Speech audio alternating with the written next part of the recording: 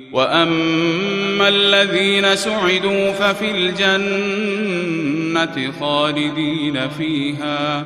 خَالِدِينَ فِيهَا مَا دَامَتِ السَّمَاوَاتُ وَالْأَرْضُ إِلَّا مَا شَاءَ رَبُّكَ عَطَاءً غَيْرَ مَجْذُوذٍ.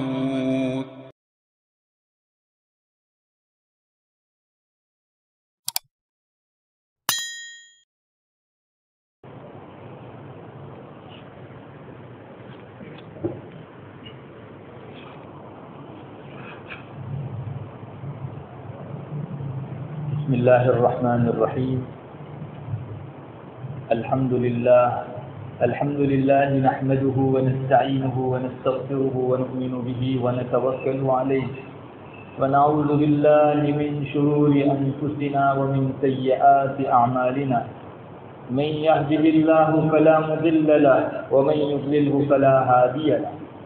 وأشهد أن لا إله إلا الله وحده لا شريك له وأشهد أن سيدنا ومولانا محمدا عبده ورسوله أرسله إلى الناس كافة بشيرا ونذيرا وداعيا إلى الله بإذنه وسراجا منيرا.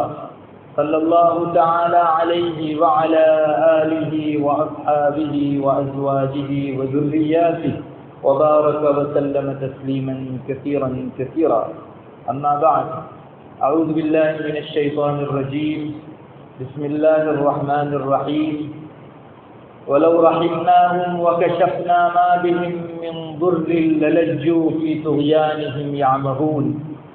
ولقد أخذناهم بالعذاب فما استكانوا لربهم وما يتضرعون حتى إذا فتحنا عليهم بابا ذا عذاب شديد إذا هم فيه مبلسون. صدق اللہ مولانا العظیم. میرے محترم بھائیوں، دوستوں، بزرگوں، کسی قوم کے زندہ ہونے کی علامت یہ ہے کہ وہ حالات میں سے اپنے لیے سبق حاصل کرے، اپنا جائزہ لے. حالات موقع بموقع دنیا کی ہر قوم، ہر بستی کے اوپر آیا کرتے ہیں، مگر کوئی قوم زندہ تب رہ سکتی ہے جب ان حالات میں سے اپنے مقصد میں آگے بڑھنے کے لیے وہ کوئی سبق حاصل کرے. اسی طرح ہماری حیثیت کیا ہے، ہمارا مقام کیا ہے، ہم میں کیا کوتاہیاں ہیں، حالات کے آئینے میں دیکھ کر اس کا جائزہ لیں، اور آگے ہم کو کیا کرنا ہے قرآن و حدیث کی روشنی میں حالات کو سامنے رکھ کر اس سلسلے میں سبق حاصل کریں. جس قوم نے یہ کام کیے ہیں وہ ہمیشہ زندہ رہی ہے، ان کا ضمیر زندہ رہا ہے، ان کا دل زندہ رہا ہے. اور جو قوم نارملی حالات کو لیتی ہے اور اس میں سے اپنے لیے کوئی سبق حاصل نہیں کرتی تو بہت جلدی ان کا وجود مٹ جاتا ہے. اسلام تو ہمیں سکھاتا ہے کہ حالات تمہارے لیے آئینہ ہے، اس میں اپنا چہرہ دیکھو، تم کہاں کھڑے ہو، کیا کرنا چاہیے تھا، کیا کیا، اور اگلے دنوں تم کو کیا کرنا چاہیے اس کا سبق حاصل کرو. میرے بھائیوں، کورونا کا 2 سال کا عرصہ گزرا، ہم میں سے ہر ایک کی آنکھ کے سامنے ہے. میں انشاءاللہ ان حالات کی روشنی میں مختصر سے وقت میں اللہ تعالیٰ کی قدرت کے کرشمے کی 2 مثالیں آپ کو دوں گا. انشاءاللہ 2 چیزیں ایسی ذکر کروں گا جو ہماری کوتاہی سے تعلق رکھتی ہیں، اور انشاءاللہ 2 چیزیں ایسی ذکر کروں گا کہ ہم کو اگلے دنوں کے لیے ان 2 چیزوں کا سبق لینا ہے. سب سے پہلی چیز تو اللہ تعالیٰ کی قدرت کا کرشمہ. سال گزشتہ آپ نے دیکھا حکومتوں کی طرف سے مسجدیں بند تھیں، تقریباً بند، خانقاہیں بند تھیں، مدارس بند تھے، ارے حرم بند تھے.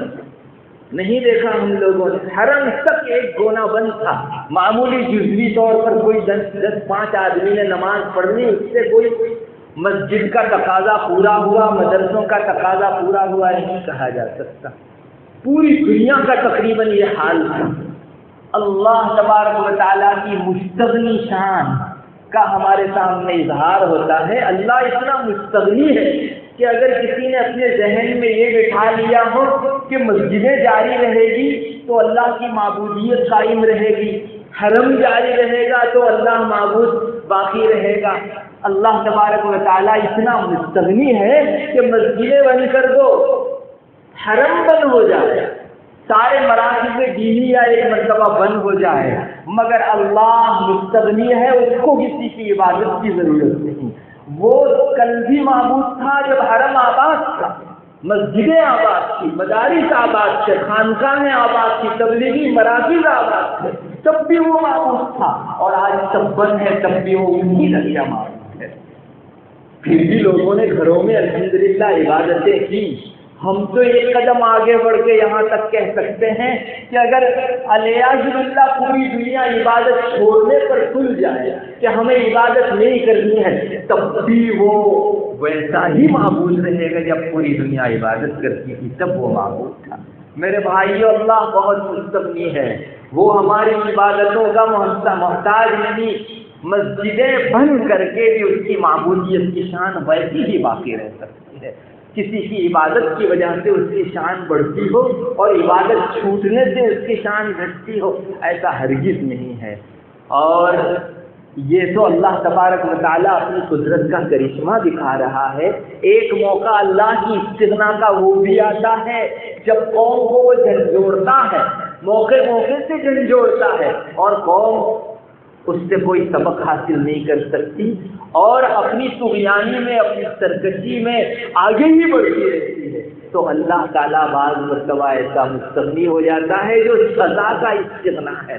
پھر اللہ تعالیٰ ان کی طرف التفات نہیں کرتا، یہ قوم جس گھاٹی کے اندر جا کر ہلاک ہو، اللہ کو اس کی کوئی پرواہ نہیں۔ اللہ اس استغنا سے ہماری حفاظت فرمائے۔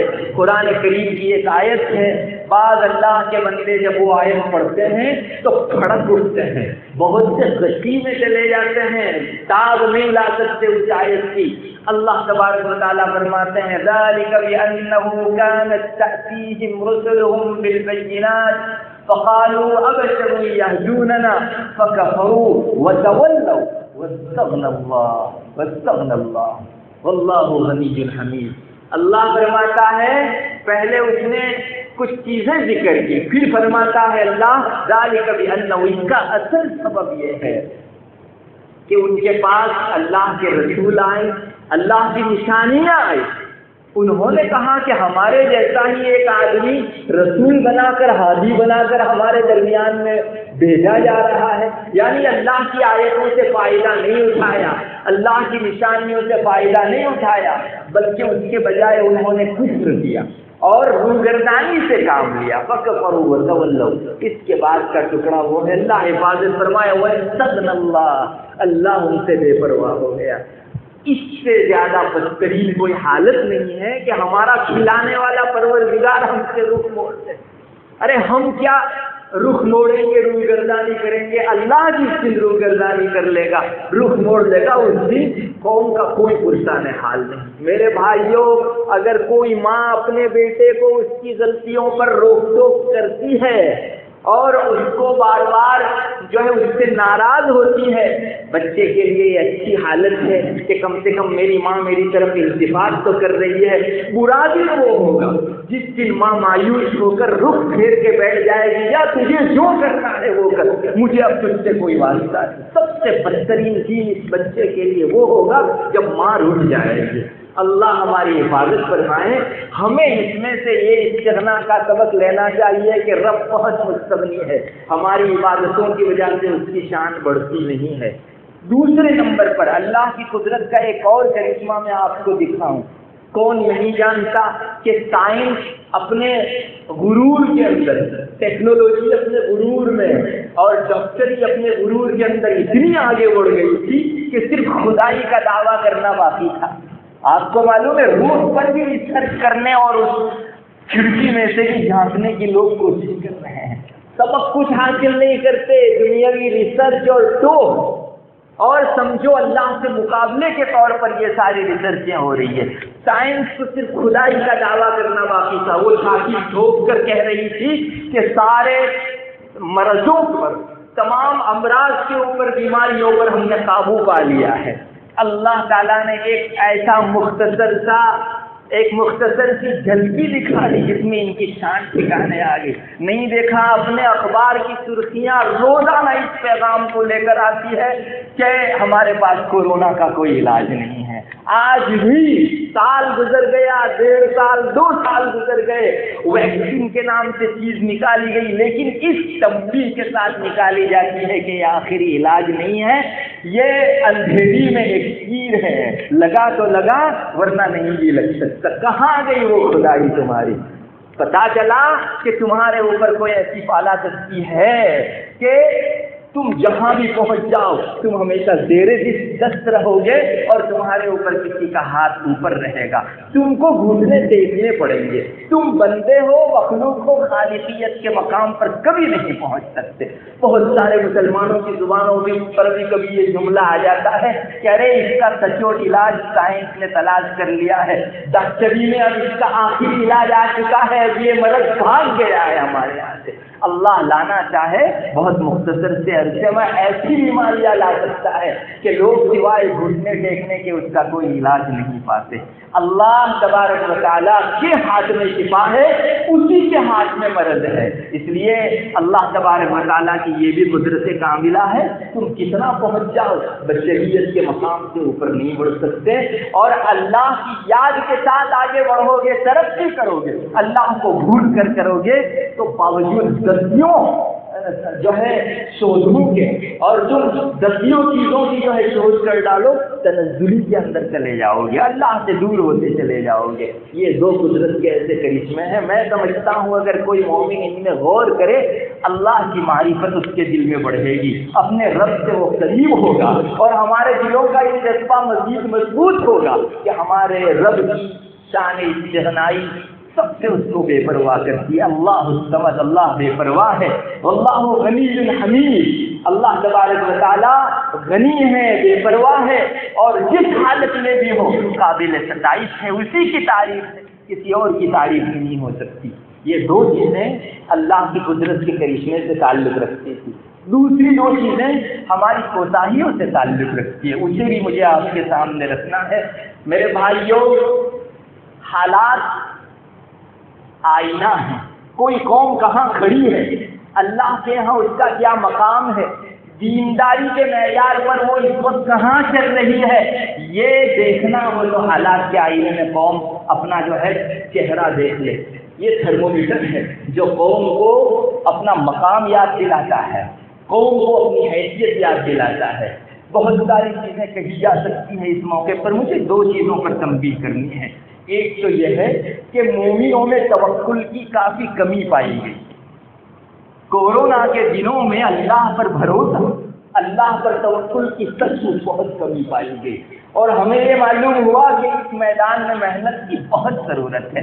ارے ایک وہ آدمی ہے جو اللہ کو نہیں مانتا، ملحد ہے، ناستک ہے، یا اللہ کے ساتھ دسیوں اور بتوں کو شریک کرتا ہے، وہ اگر ان بیماریوں کی حالت میں اپنے رب سے مایوس ہو، اپنے بتوں سے مایوس ہو، تو کچھ سمجھ میں بھی آنے والی چیز ہے. اس مومن کو کیا ہو گیا جس کا اول آخر بیچ سب جگہ بھروسہ صرف اللہ پر تھا.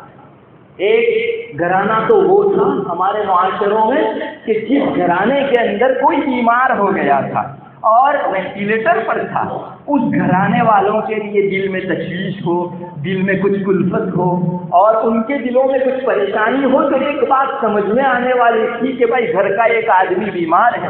مگر ان گھرانوں کے اندر کیا ہو گیا، جن گھرانوں میں کوئی بیمار بھی نہیں ہے تب بھی وہ اس درجہ ڈر رہے ہیں جیسے ہنور ڈر رہے ہیں. ارے تم کو اپنے رب پر توکل نہیں ہے کیا؟ ہماری زندگی ان اسباب کے ہاتھوں میں ہے؟ نہیں، ہرگز نہیں. ان اسباب کا چلانے والا مسبب الاسباب جب تک نہیں چاہتا، کورونا جھک مارتا. اس کی مخلوق سے زیادہ کوئی حیثیت ہے، وہ خدا نہیں ہے۔ ہمارے رب نے اگر نہیں چاہا ہے لاکھ کورونا وائرس ہمارے جسم کے اوپر سوار ہو جائے، مجال ہے اس کی کسی کو بیمار کر سکے، اور ہمارے رب نے اگر ایک مرتبہ چاہ لیا ہے آپ دسیوں اسباب اختیار کر لیجئے، آپ نہیں چھوٹ سکتے، آپ نہیں چھوٹ سکتے، آپ شکار ہو کر رہیں گے۔ کہاں گیا یہ توکل؟ مومن ایسے ہی اپنے رب سے بیزار ہو گیا تھا، گویا جیسے کفار بیزار تھے۔ ہمارا ایمان کیا ہم کو دستک نہیں دے رہا تھا کہ کم سے کم اسباب کے بعد مسبب الاسباب کو ایک نظر تو دیکھ لیا کریں، جس کا ہم لوگ کھاتے ہیں، جس کا ہم لوگ جو ہے پیتے ہیں، ساری ضرورتیں اسی سے پوری کرتے ہیں اور بھول بھی اسی کو جاتے ہیں۔ بہت بری حالت ہو گئی تھی بعض بستیوں میں، تو میں نے کہا کہ آپ کے یہاں علماء کو کم سے کم توکل پر ایک تو بیان کرنے چاہیے تھے۔ مجھے یقین ہے کہ توکل کی 2 آیتیں مومنوں کے دلوں کو پھر سے زندہ کر ڈالیں، لیکن اس سلسلے میں محنت بھی کم ہوئی اور لوگ جو ہے علماء کی طرف رجوع بھی نہیں کر رہے تھے، بس اسباب کی طرف ایسے پڑے ہوئے تھے گویا مسبب الاسباب کو اپنے دل و دماغ سے بھول ہی گئے تھے۔ ان حنون میں تو کافی خوف و ہراس رہا، لیکن مومنوں کا خوف و ہراس ایک بہت زیادہ تشویش کی چیز ہے کہ ان کے اندر توکل کی شرح بہت نیچے اتر گئی ہے، توکل کا پارا تھرمومیٹر کے اندر بہت نیچے اتر گیا ہے، اس کو بلند کرنے کی ضرورت ہے۔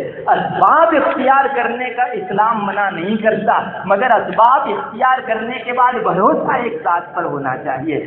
وَمَن يَتَوَكَّلْ عَلَى اللَّهِ فَهُوَ حَسْبُهُ، کیا یہ آیت کافی نہیں ہے؟ اللہ فرماتا ہے جس نے اللہ پر بھروسہ کیا وہ اس کے لیے کافی ہو گیا۔ ہم دعاؤں میں سکھلایا گیا معصور دعا ہے، اللہم اجعلنی ممن توکل علیک فکفیتہ، اے اللہ تو ان لوگوں میں سے ہم کو بنا جنہوں نے تجھ پر بھروسہ کیا اور تو ان کو کافی ہو گیا۔ وہ نہیں ہے توکل علی اللہ فہو حسبہ، اللہ نے ہمیں دین دیا، اسلام دیا اور ہم اللہ پر بھروسہ نہ کریں۔ وما لنا الا نتوکل علی اللہ وقد ہدانا سبلنا ولنصبرن علی ما آتیتمونا وعلی اللہ فلیتوکل المؤمنون۔ اللہ تبارک و تعالیٰ فرماتے ہیں کہ مومنوں تم لوگوں کو یہ چاہیے کہ یوں کہو وما لنا الا نتوکل علی، ہمیں کیا ہو گیا کہ ہم اللہ پر بھروسہ نہ کریں جس نے ہم کو سیدھا راستہ دکھلایا۔ اسلام سے بڑھ کر کوئی نعمت ہو سکتی ہے؟ جس نے اسلام دیا بیماری سے شفا اس کے لیے کیا مشکل ہے؟ بہت آسانی سے شفا بھی ہو سکتی ہے۔ ضرورت اس بات کی ہے کہ ہم توکل باقی رکھیں۔ ہنود اور جگہ پر کھڑے ہیں، آج کی ملحد دنیا اور جگہ کھڑی ہے، آپ کا مقام بہت بلند ہے، آپ اپنے رب کو کبھی اپنے دل سے جو ہے خالی نہیں کر سکتے۔ ہمارا رب ہمارے دلوں میں بسا ہوا تھا، ہے اور ہمیشہ رہے گا، ہم اپنے رب کو کسی کل بھول نہیں سکتے، اس لیے توکل کی بہت ضرورت ہے۔ میرے رب نے میرے متعلق چاہا تو میں بیمار ہوں گا اور میں اس دنیا سے رخصت ہوں گا، نہیں چاہا اس کی چاہت پر میری 100 جانیں قربان ہے۔ میں اگر موت پا جاتا ہوں تو اتنا ہی راضی ہوں جتنا وہ میری زندگی اگر مجھ کو عطا کرتا ہے تو میں راضی ہوں۔ میرے بھائیوں، موت تو اپنے محبوب سے ملانے کا ایک پل ہے، حدیث شریف کا یہ مضمون ہے، موت سے اتنا ڈرنے کی کیا ضرورت ہے، ہمارے رب سے ملنے کا ایک پل ہے۔ ارے اللہ کے بہت سے نیک بندے آج کی اس فاسد دنیا میں بھی جب بھی صبح اٹھتے ہیں تب اپنے رب سے ایک عہد کرتے ہیں، قرار کرتے ہیں اور کہتے ہیں اللہ میرے جسم و جان کی ایک ایک بوٹی تیرے لیے، میرے لہو کا ایک ایک قطرہ تیرے لیے، میری زندگی کا ایک ایک لمحہ تیرے لیے، میرا مال، ساز و سامان، ہمت، حوصلہ، صحت، سلامتی سب تیرے لیے قربان۔ اللہ تو قبول کرنے میری بہت خوش قسمتی ہے۔ روزانہ یہی حال ہوتا ہے، یہ بندے جب اٹھتے ہیں اپنے رب سے روزانہ قرار کرتے ہیں آج کا میرا دن ہے اللہ تیرے لیے، اور ہم ہیں کہ اللہ کو بھولے ہوئے تو ہیں اور پورا دن شام ہونے تک ہمیں ایک مرتبہ بھی ہمارا رب یاد نہیں آتا۔ توکل پر تو اپنے رب کے اوپر توکل اور بھروسہ کرو، اللہ نے انہیں کبھی ضائع نہیں کیا ہے جنہوں نے اللہ پر بھروسہ کیا ہے۔ یہ موت اور حیات تو آنی جانی چیز ہے، ہمارے رب نے چاہا تب تک ہماری حیات ہے، ہمارے رب نے جس دن اپنی چیز لے لی ہمیں کوئی گلا نہیں، کوئی شکوہ نہیں، ایک اس چیز کی کمی رہی تو توکل محنت کی ضرورت ہے۔ اور میرے بھائیوں، توکل آتا ہے توکل والوں کے پاس آنے جانے، اٹھنے بیٹھنے سے۔ مومنوں میں اس کی بڑی کمی دیکھی گئی، اللہ والوں سے نسبت ہمارے درمیان میں بہت کم ہو گئی۔ اگر آم کے بازار سے آم مل سکتا ہے تو توکل والوں کے پاس سے توکل کیوں نہیں مل سکتا؟ کیوں ہمارے مسلمان بھائی اہل نسبت اور اہل دل لوگوں کے پاس جا کر دن میں 5 منٹ نہیں بیٹھا کرتے؟ کیوں نہیں بیٹھا کرتے؟ کیا بازار کی چیزیں ہمارے نزدیک زیادہ اہمیت والی ہو گئی اور توکل اتنا گھٹیا ہو گیا کہ ہم لوگوں نے جو ہے توکل کے لیے کوئی کوشش ہی نہیں کی؟ بیٹھو، آپ کی بستی میں بھی اللہ والے موجود ہے. 5 منٹ بیٹھ کر اگر آپ اٹھو گے آپ کا پورا دن بیلنس ہو جائے گا، اعتدال پر رہے گا. بازار سے خرید کر نہیں لا سکتے اس چیز کو. اللہ والوں کی صحبت 5 منٹ کی آپ کو وہ چیز عطا فرماتی ہے. دوسرے نمبر پر ایک چیز مجھے آپ کو کہنی ہے جو اس کورونا کاڑ کے اندر کوتاہی کے طور پر دیکھی گئی. ہم لوگ چونکہ دارالفتہ دارالقضا سے تعلق رکھتے ہیں، 2 سالوں سے یہ چیز بہت سنتے آ رہے ہیں اور بڑا قلب بھی ہوا اس چیز کو سن کر. بہت سے مسجدوں کے متولیان نے شریعت سے پوچھے بغیر بہت سے فیصلے کر لیے. ایک بات یاد رکھیے، حکومت کا آپ پر کوئی آرڈر ہے اور آپ کوئی کام کر رہے ہیں، یہ الگ حیثیت ہے. لیکن آپ اپنے ہاتھ کے اندر مسجد کا وہ نظام جو شریعت کے احکام سے تعلق رکھتا ہے وہ اگر لیتے ہیں، اللہ کے یہاں بہت بڑی جواب دہی آپ کو کرنی پڑے گی. میں آپ کو ایک بات کہوں گا، مسجد کا بند کرنا یہ حکم شرعی ہے. انتظام سے تعلق رکھنے والی چیز خالص نہیں ہے، شرعی حکم ہے. کون سے موقع پر آپ مصلیوں کو روک سکتے ہیں، کون سے موقع پر آپ نہیں روک سکتے. بہت سی جگہوں سے ایسے فون آئے کہ حکومت کی طرف سے اجازت ہے مگر متولیان اپنے ہاتھ کے اندر چارج لے کر اللہ کا گھر بند کر رہے ہیں. ان لوگوں نے اپنے سر اتنی بڑی جواب دہی لی ہے کہ پوری قوم کی ایک ایک آدمی کی نماز کا جواب انہیں اللہ کے یہاں دینا پڑے گا. یاد رکھیے، مسجدیں بند کرنا حکم شرعی ہے. واپس چل لیجیے، ہماری فقہ کی کتابوں میں اس کی تفصیل لکھی ہے کہ کون سے موقع پر مسجد بند کی جا سکتی ہے، کون سے موقع پر نہیں کی جا سکتی. اگر نہیں کی جا سکتی اس موقع پر کوئی بڑا آدمی ٹرسٹی متولی مسجد بند کرتا ہے تو وہ اللہ کا ایسا ہی گنہگار ہے جس طرح کہ اللہ کے ایک حکم کو کسی آدمی سے رکوا کر گنہگار بننے والا آدمی. اس لیے لوگوں میں خلط ہو گیا. اصل میں لوگوں نے سمجھا کہ یہ ویوستھا اور سنچالن سے متعلق ایک چیز ہے. ہر آدمی کی نماز ایک حکم شرعی ہے. آپ کسی کو روک سکتے ہیں یا نہیں روک سکتے؟ کم سے کم متولیان علماء سے پوچھ لیے ہوتے کہ اس موقع پر ہماری شریعت ہم کو اجازت دیتی ہے یا نہیں دیتی. اگر دیتی ہے تو آپ کے سر سے بار اتر گیا.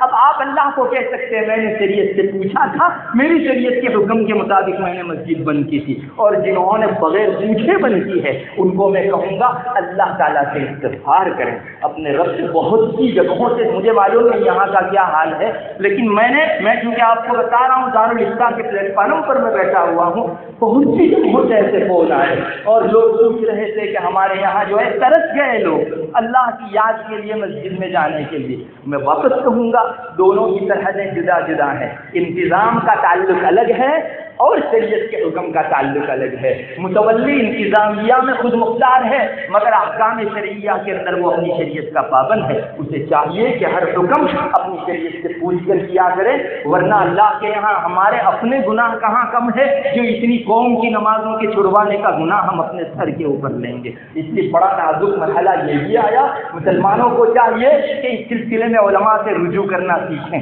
پچھلے دنوں الحمدللہ ہمارے اسلاف کو اللہ جزائے خیر دے، یہ ہمارے دکشن گجرات کی جو پٹی ہے اس کی خصوصیت ہے الحمدللہ دوسری جگہوں پر کم یہ چیز دیکھنے کو ملتی ہے. ہمارے یہاں پہلے یہ مزاج تھا کہ ہمارے گھریلو کسی مسئلے کے اندر کوئی مشکل درپیش ہوئی فوراً علماء کی طرف رجوع کیا جاتا تھا. دارالفتہ میں سوالات بھیجے جاتے تھے. ہماری تجارتوں میں، ہمارے دھندوں میں، خرید و فروخت کے اندر اور لین دین میں اگر کہیں کوئی مسئلہ پیش آیا مسلمان سب سے پہلے اپنی شریعت سے پوچھتا تھا اور وہاں سے جو حکم آتا تھا اس کے مطابق عمل کرتا تھا. میں سچ بتاتا ہوں آج علماء سے دارالفتہ سے رجوع کم ہو گیا ہے. پچھلے 10-15 سالوں پہلے لوگوں میں پوچھنے کا جو مزاج تھا، اللہ ہمارے اسلاف کو جزائے خیر دے، انہوں نے بڑی محنت سے یہ میدان تیار کیا تھا، یہ ماحول تیار کیا تھا. آج مومن اپنے دارالفتہ سے نہیں پوچھتا، کسی پنڈت سے پوچھتا ہے اور کسی جو ہے سائیکولوجسٹ سے پوچھتا ہے، کسی وکیل سے پوچھتا پوچھتا ہے، لیکن اسے توفیق نہیں ہوتی تو اپنی شریعت سے پوچھنے کی توفیق، جبکہ وہ خالص شرعی مسئلہ ہے۔ تجارت میں شریعت نے ہاں بھی کہا ہے نہ بھی کہا ہے، جیسے نماز میں کسی حرکت کے متعلق اس نے کہا ہے کہ یہ کی جا سکتی ہے، یہ نہیں کی جا سکتی۔ کیوں مسلمانوں نے رجوع چھوڑ دیا علماء سے؟ اس کی بھی بہت ضرورت ہے۔ ہمارے نجی اجتماعی سارے مسئلوں کے اندر ہم کو علماء سے ربط رکھنا پڑے گا، جیسا کہ توکل پیدا کرنے کے لیے اہل نسبت سے ربط رکھنا ضروری ہے۔ ایک تیسری چیز، دو اور چیزیں ایسی ذکر کروں گا، ہم کو اگلے دنوں کیا کرنا ہے، کیا کرنا ہے ہم کو اگلے دنوں کیا بتائیں۔ ارے میں تو کہوں گا کہ کورونا کال میں جو کچھ مصیبتیں آئی، ہماری آنکھوں نے جو منظر دیکھے، اگر مومن صرف اتنا سبق حاصل کر لے کہ مجھے اپنے رب کی طرف رجوع کرنا ہے، تو انشاءاللہ تمہارا یہ کورونا کال جو ہے وہ نفع بخش رہا، نقصان دہ نہیں گیا۔ مومن صرف اتنا سبق لے لے کہ مجھے اپنے رب کی طرف رجوع اور انابت کرنی چاہیے۔ ہم اپنے رب کی طرف رجوع انابت کو بھول گئے، اور یہ بنو اسرائیل کی بری عادت تھی۔ اللہ تعالیٰ نے قرآن کریم میں اس امت کے لیے بھی ذکر کیا اور ان لوگوں کی بری عادت بھی ذکر کی۔ میں نے ابھی آپ کے سامنے ایک آیت کریمہ تلاوت کی، بہت لمبا چوڑا بیان کرنے کا وقت نہیں ہے، اس لیے نہایت مختصر میں آپ کو بتا رہا ہوں۔ ایک آیت کریمہ، چند آیت کریمہ میں نے 18ویں پارے کی ابھی آپ کے سامنے پڑھی۔ اللہ فرماتا ہے وَلَوْ رَحِمْنَاهُمْ وَكَشَفْنَا مَا بِهِمْ مِنْ ضُرٍّ لَنَجُّوا فِي طُغْيَانِهِمْ يَعْمَهُونَ۔ قوم پر ان کی بے ایمانی کی وجہ سے، اللہ پر یقین نہ رکھنے کی وجہ سے، آخرت پر یقین نہ رکھنے کی وجہ سے مصیبت آئی، عام مصیبت آئی۔ اللہ فرماتا ہے وَلَوْ رَحِمْنَاهُمْ، صرف مومنوں کی بات نہیں کر رہا ہوں، پوری دنیا کے ایک ایک چپٹے میں ہر آدمی مصیبت زدہ ہے، سب کے لیے جو ہے یہ آیت ہے وَلَوْ رَحِمْنَاهُمْ، اگر ہم ان پر رحم کرتے اور ان کو جو بیماری تھی اس کو ختم کر دیتے، اس سے لوگوں کو شفا دے دیتے۔ ہمارا رب فرما رہا ہے کہ لوگ اپنی سرکشی میں جان گھستے اور بہتے بہتے جو ہے اسلام سے دور رہ کر وہ اپنی زندگی گزارتے۔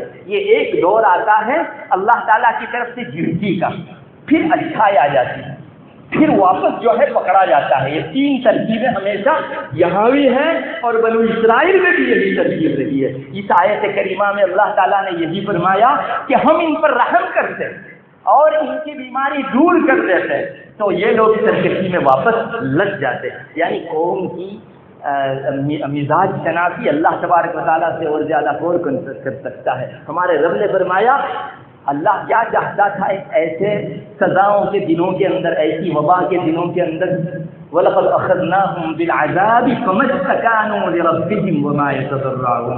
مجھے کیا کرنا چاہیے وہ بھی میرے رب نے دکھا دیا۔ یہی میں کہہ رہا ہوں، وہ روٹھا ہوا ہے لیکن ہماری تنبیہ کا سامان بھی کر رہا ہے۔ اچھے دن ہیں ابھی، وہ دن برا ہوگا جس دن وہ ہم سے رخ پھیر لے گا اور تم جہاں جس گھاٹی میں جا کر مرنا چاہو مرو، وہ کہہ دے گا۔ ہمارا رب کہتا ہے ان کو کیا کرنا چاہیے تھا لوگوں کو، وَلَقَدْ أَخَذْنَاهُمْ بِالْعَذَابِ، ہم نے لوگوں کو سزا میں عذاب میں پکڑا، فَمَا اسْتَكَانُوا لِرَبِّهِمْ، وہ اپنے رب کے پاس عاجزی کرنے نہیں گئے، انہوں نے اپنے رب کے پاس عاجزی نہیں کی، وَمَا يَتَضَرَّعُونَ، اور گڑ گڑائے نہیں۔ اللہ چاہتا ہے کہ کوئی سزا آئے اور انسان گڑگڑائے، اے اللہ میں کمزور ہوں، اے اللہ میرے گناہوں کے سبب یہ بلا آئی ہوئی ہے، وبا آئی ہوئی ہے، تو میرے سارے گناہوں کو معاف فرما اور اس وبا اور بلا کو بھی ختم فرما۔ کیا مومنوں میں عام مزاج اس کا پیدا ہوا؟ ہم نے مسجدوں کے اندر اور اپنے گھروں کے اندر پچھلے دنوں بیماری آنے کے موقع کے اوپر جزوی طور پر جو کچھ اللہ کی طرف رجوع ہوتا تھا وہ رجوع بھی دیکھا۔ مجھے تو اس سلسلے میں شکایت ہے کہ مومنوں نے رجوع کا حق بھی ادا نہیں کیا۔ وہ جیسے اور دنوں کے اندر اپنی خرمستیوں میں سے آج بھی اپنی خرمستیوں میں سود کی لین دین میں کمی نہیں ہوئی۔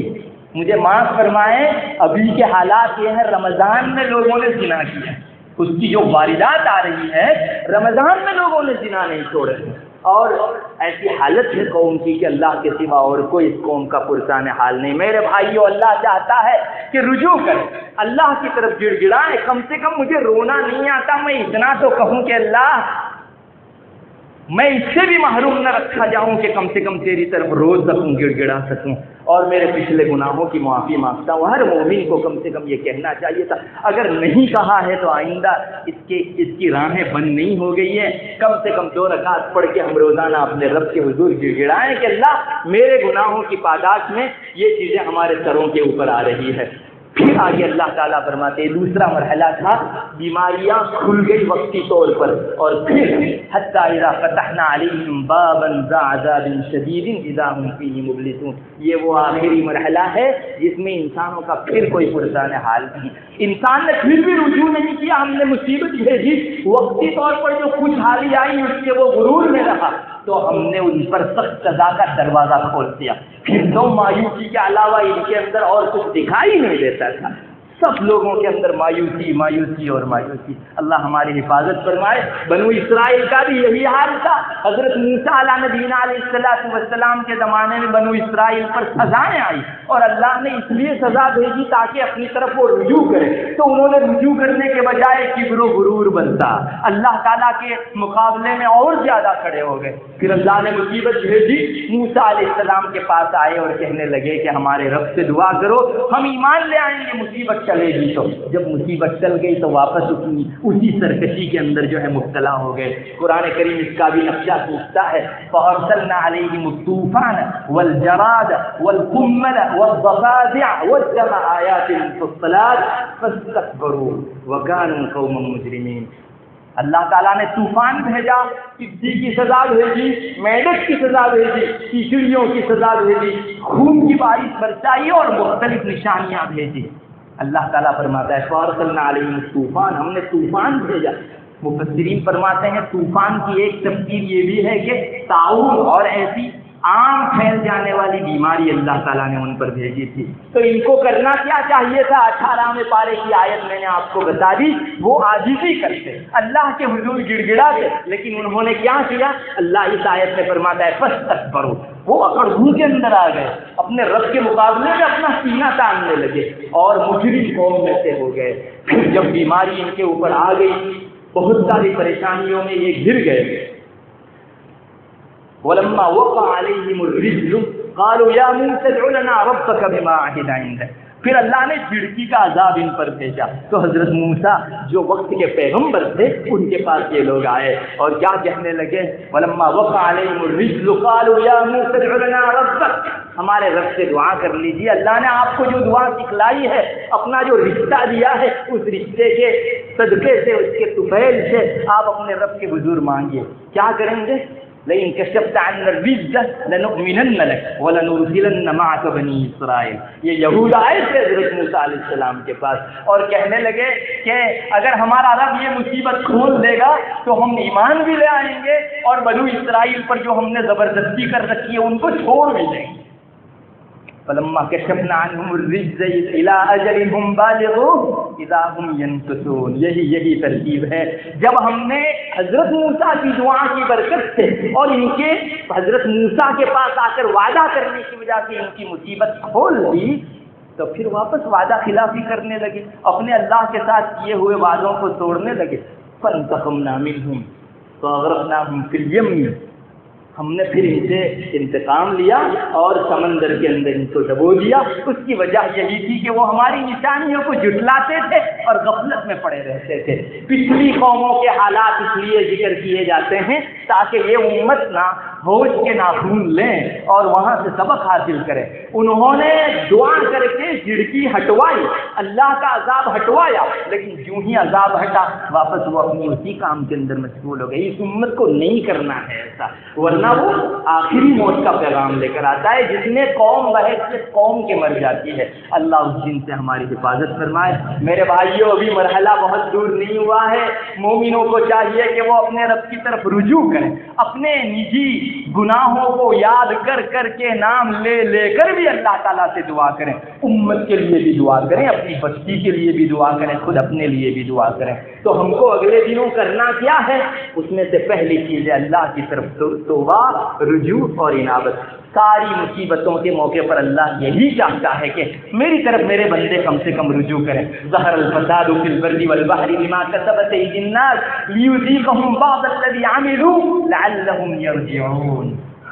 پوری خشکی کے اندر اور دری کے اندر فساد پھیل گیا لوگوں کے کرتوت کے سبب, اور اللہ تعالیٰ اس لیے یہ سزا بھیجتا ہے تاکہ لوگوں کو اپنے کاموں کی کچھ سزا کی ایک جھلکی ملے, اور نمبر 2 لعلہم یرجعون, تاکہ بندے کم سے کم اپنے رب کی طرف رجوع کرنا سیکھیں. بنو اسرائیل پر بھی جب اللہ نے شروع میں سزا بھیجی تھی اس کا منشا یہی تھا, اپنے بندوں کو ضائع کرنے کا منشا پیارے رب کا کبھی نہیں رہا ہے.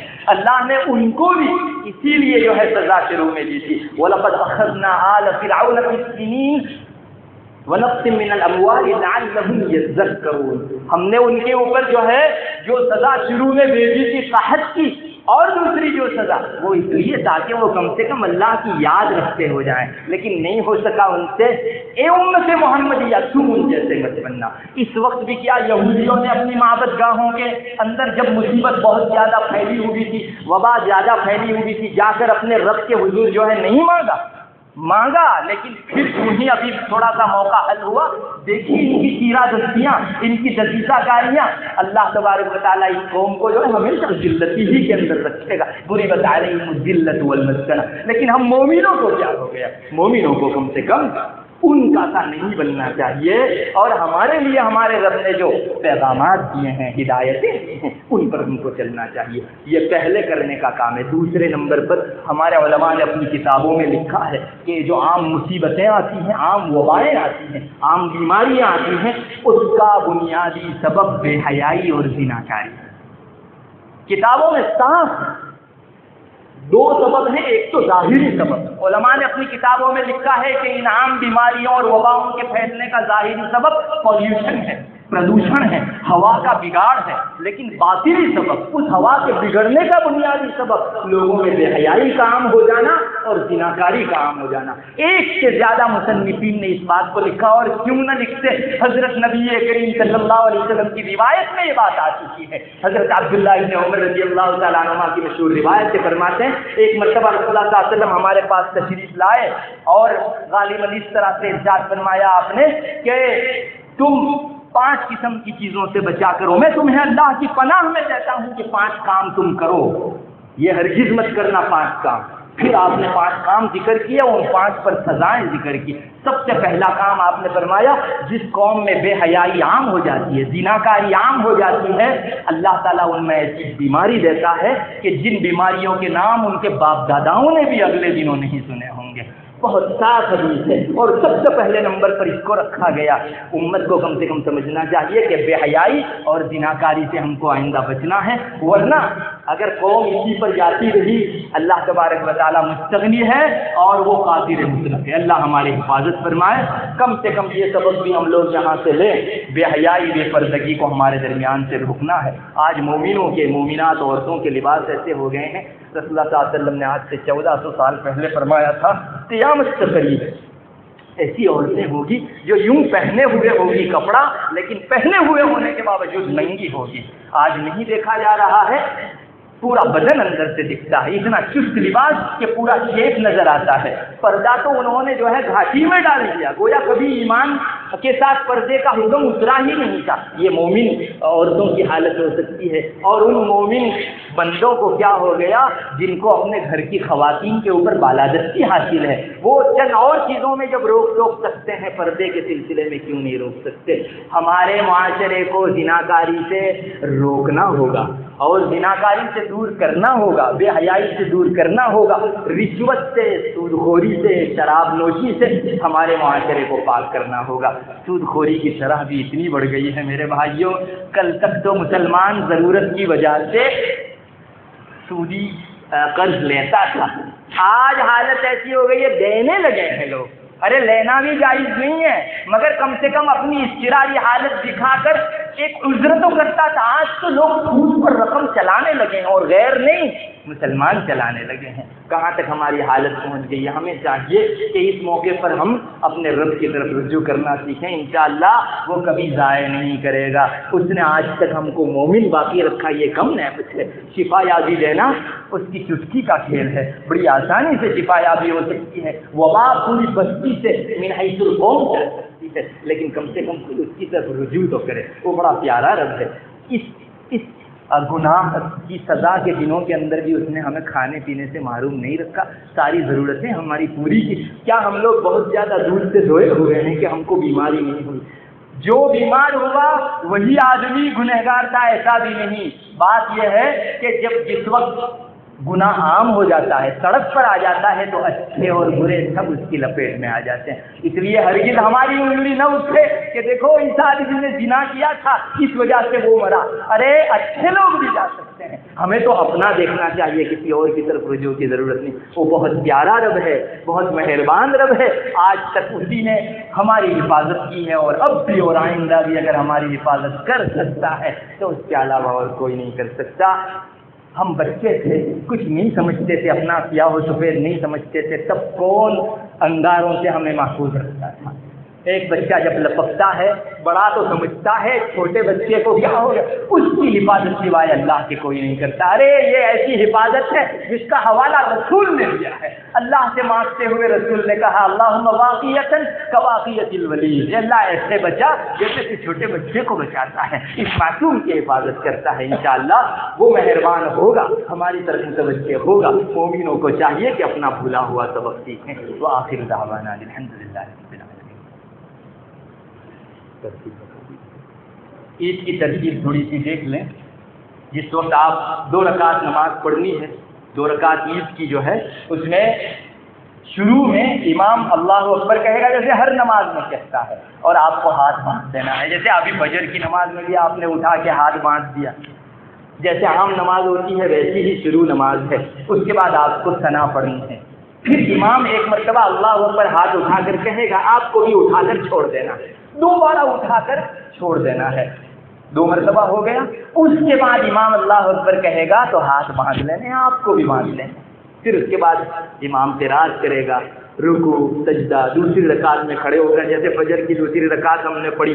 ہاں, اس رکعت کے آخر میں جب امام اللہ اکبر کہے تو رکوع میں نہیں جانا ہے, بلکہ پہلی مرتبہ اللہ اکبر کا ہاتھ اٹھا کے چھوڑ دینا, دوسری مرتبہ کا ہاتھ اٹھا کے چھوڑ دینا, تیسری مرتبہ کا ہاتھ اٹھا کے چھوڑ دینا ہے, چوتھی مرتبہ ہاتھ نہیں اٹھانا ہے, رکوع میں چلے جانا ہے. پھر تو ہماری نماز جیسی ہم لوگ پوری کرتے ہیں ویسی ہی کریں گے. تو پہلی رکعت کے اندر باندھ دینا ہے, 2 مرتبہ اٹھا کے چھوڑ دینا ہے, چوتھی مرتبہ واپس باندھ دینا ہے. اور دوسری رکعت کے اندر رکوع سے پہلے 3 مرتبہ اٹھا کے چھوڑ دینا ہے, اور چوتھی مرتبہ سیدھا رکوع میں چلا جانا ہے. اس کے بعد خطبہ بھی سننا ہے. میرے بھائیوں, خطبہ اپنی برکتیں رکھتا ہے, اس لیے آپ سنو.